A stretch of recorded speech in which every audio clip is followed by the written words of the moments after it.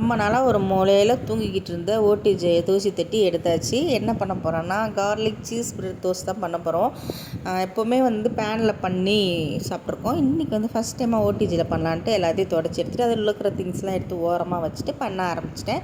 First ஒரு 10 minutes free heat பண்ணலான்னு பண்ண விட்டுட்டேன். தோல் உரித்து பூண்டு எடுத்து அதை ஒரு சாப்பரில் போட்டுக்கிட்டேன். அதிலே கொத்தமல்லியும் கட் பண்ணி போட்டுக்கிட்டேன். இப்போ இதை சாப்பரில் போட்டால் நல்லா பொடியாக ஆகிடும்.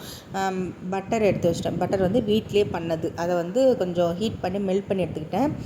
அதுலேயே பார்த்திங்கன்னா இந்த சாப் பண்ண அந்த கார்லிக்கு கொத்தமல்லி எல்லாமே போட்டுட்டு அது கூட கொஞ்சம் உப்பு, அப்புறம் மிக்ஸ்டு ஹர்ப்ஸ் கொஞ்சம் போட்டுக்கிட்டேன், அப்புறம் பெப்பர் போட்டுக்கிட்டேன், அப்புறம் சில்லி ஃப்ளேக்ஸ் போட்டுக்கிட்டேன். இது எல்லாத்தையுமே நல்லா மிக்ஸ் பண்ணி இதை ப்ரெட்டில் நம்ம அப்படியே அப்ளை பண்ணிவிட்டு நம்ம இப்போ பண்ண போகிறோம். இதில் சீஸும் எடுத்து வச்சுருக்கேன். சீஸை அழகாக கொஞ்சம் பொடியாக கட் பண்ணி வச்சுட்டேன்.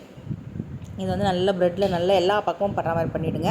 பண்ணிவிட்டு இந்த சீஸை பார்த்திங்கன்னா அது மேலே போட்டு அது மேலே கொஞ்சம் கொத்தமல்லியும் போட்டுக்கிட்டேன்.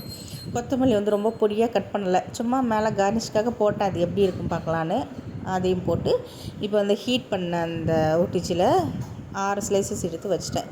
அது நல்லா அந்த சீஸ்லாம் மெல்ட் ஆகி வரும்போது பார்க்குறதுக்கே நல்லா இருந்தது. அந்த ஸ்மெல்லும் சூப்பராக இருந்தது. இப்போ இதை எடுத்துகிட்டு இன்னொரு ரவுண்டு போடணும். அதுக்காக இன்னொரு ஒரு பேட்ச் ரெடி பண்ணி வச்சுட்டேன். அப்புறம் பார்த்திங்கன்னா அது மெல்ட் ஆகிருக்கு பார்த்திங்களா, அது அப்படியே சாப்பிடும்போது அது சீஸியாக அவ்வளோ சூப்பராக இருந்தது. சபரி வாயில் பாருங்கள், அப்படியே சீஸ் தொங்குது பாருங்கள்.